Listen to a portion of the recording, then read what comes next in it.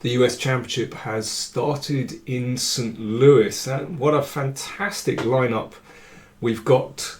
So there's the big three: Fabiano Caruana, Hikaru Nakamura and Wesley So. And of course the reigning champion, Sam Shankland, who took the tournament by storm last year. Then we got, the younger generation. We have Wanda Liang, Samuel Sevian, Ray Robson, Jeffrey Xiong. It's a really great lineup, and I think, as expected, it's very tight, and there are a lot of draws, at least in the first couple of rounds, a lot of draws. What I'd like to show you are a couple of games from round two that feature tricky endgame tactics, and specifically how to promote a pawn. Well, I hope you enjoyed these. So first of all, Wesley So against Timur Gareyev. Now, we joined the game after 28 moves. Now, this position looks unpromising for a decisive result. You can see 4v4 on the king side. Black has no weaknesses. However, Wesley has a rook on the 7th rank. He has more space. And this is where you've got to try and squeeze. As we know from Magnus's games, it's possible, if you have determination, to squeeze the most out of these positions and at least try to put pressure on your opponent. But this is tough. But White does have a plan here, and that's just to continue the squeeze. Bring the knight in here, advance pawns on the king side, and who knows, there could be some kind of breakthrough later on. But so for that reason, Gareyev played here f6, and I think that's a sensible course of action. There are disadvantages to the move, of course, that it opens the 7th rank and slightly damages Black's structure. Nevertheless, it does give Black a little bit more freedom and exchanges pawns, which is what you want when you're defending. So I think actually it's a good practical decision. Otherwise, Black would just be waiting there very passively. I mean, Black has to sit quite passively anyway, but still, I think it's the right decision, actually.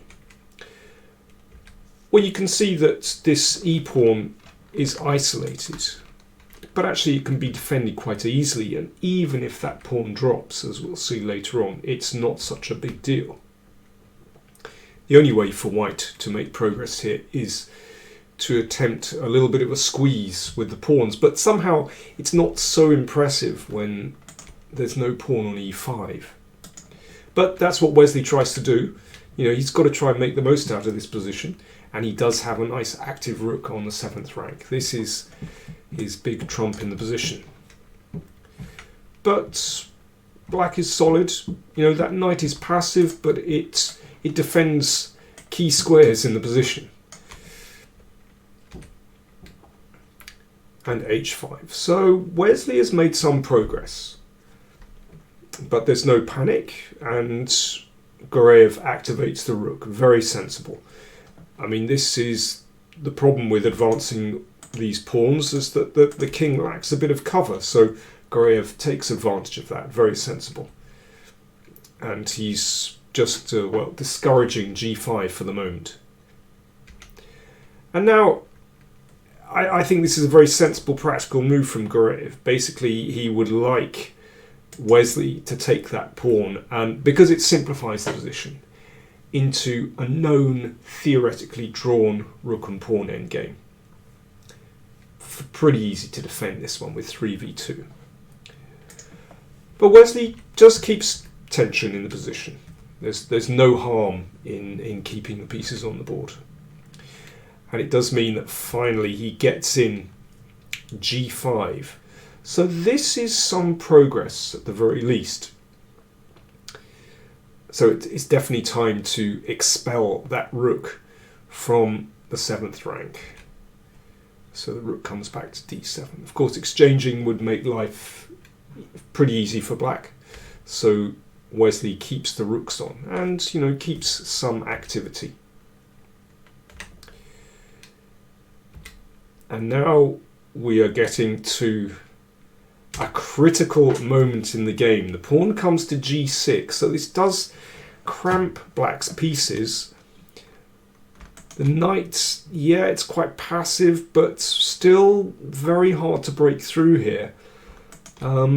This pawn is obviously a target, but you know, black can defend here. I don't see what's wrong with rook playing the rook back to d7 here and sitting tight. Now, you know, maybe that knight could maneuver its way around to e5. You know, there are potentially ways to try and break through, but not simple at all. Said Gareyev played rook d5, and I suspect that he had overlooked Wesley's next move, which was quite extraordinary. Very easy to overlook moves like this. Knight f6. Now, this shows you what can happen when you have a pawn squeeze, when that g-pawn advances. Interesting things happen. Knight f6, what an incredible move. Well, first of all, we should say that pawn takes knight, g7, and this one goes through.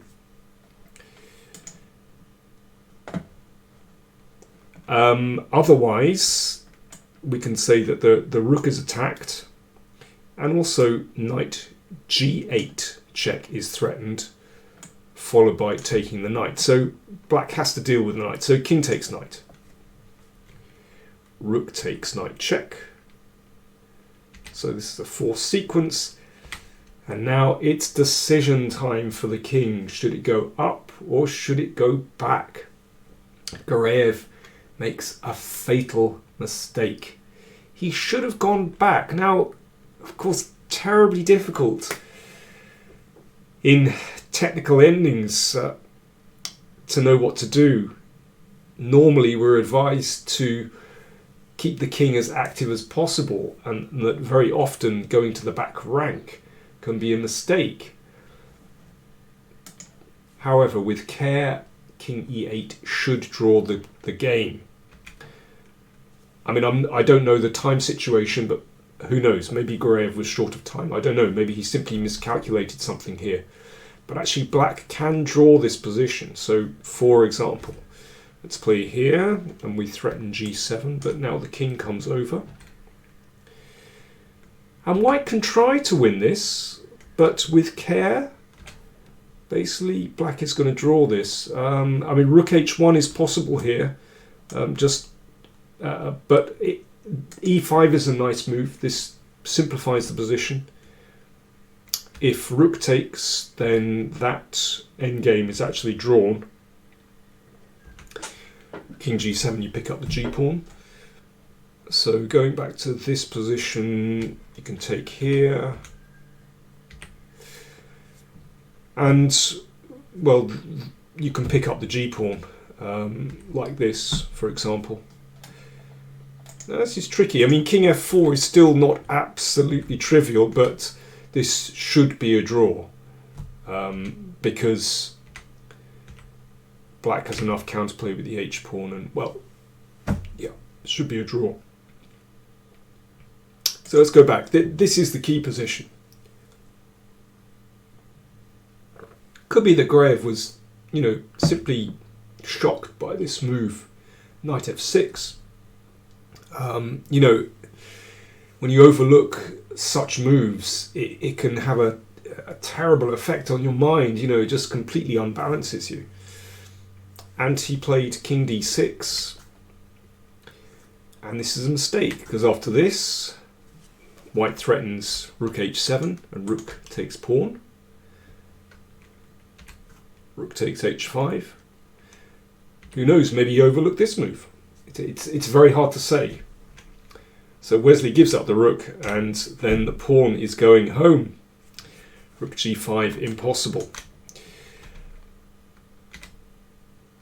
So a check, he wants to get behind the pawn, so very important that the king comes back to f2. Rook h4, wants to take that pawn, at least, you know, get something for his trouble. And he does get there in the end, actually. so a queen. So now we have this technical position. Well, first of all, Wesley takes one of the pawns. So the question is, can black build a fortress here? It's important that black keeps everything together. If that rook goes away from the pawn and the king, it's going to be picked up with checks. So black just has to wait. But Wesley's technique is superb here. He plays it, I think, to my eyes. I haven't checked this with a computer, but to my eyes, he plays very accurately here. And I think quite instructive technique as well. So black can only wait. King advances, so that means that the rook is restricted. It means the pawn can't advance. Okay, that's obvious.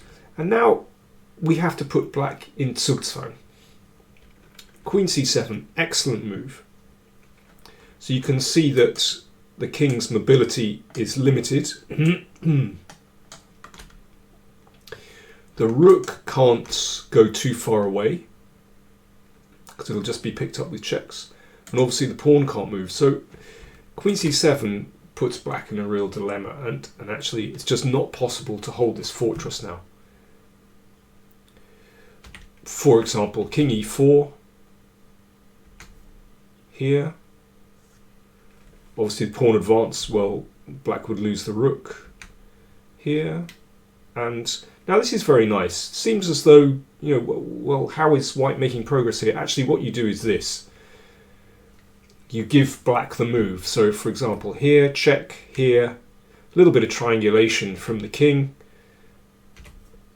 Same position, but now it's black to move, and black can't hold everything together in this position. You have to lose the pawn. So let's come back to the game. So Queen c7 just played. King d4 was the move, and now the pawn dropped. So now we have this technical endgame, queen against rook, which is a theoretical win. Still a little bit tricky, actually.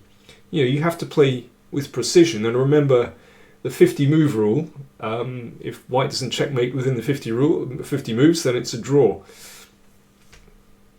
I seem to remember a long time ago, Walter Brown had in the early days of chess computers, Walter Brown had this against, well, I can't remember which computer it was. And I think Walter drew because the computer played a perfect defense, basically. But then Walter went away and researched it properly and duffed the computer up the next time. I have to get the details of that story, but that's from memory. Okay, so it's a similar technique that we had before. Basically, we put black in Zugzwang. Black has to keep the king and rook together. If the rook moves away from the king, it's possible to pick it up with checks.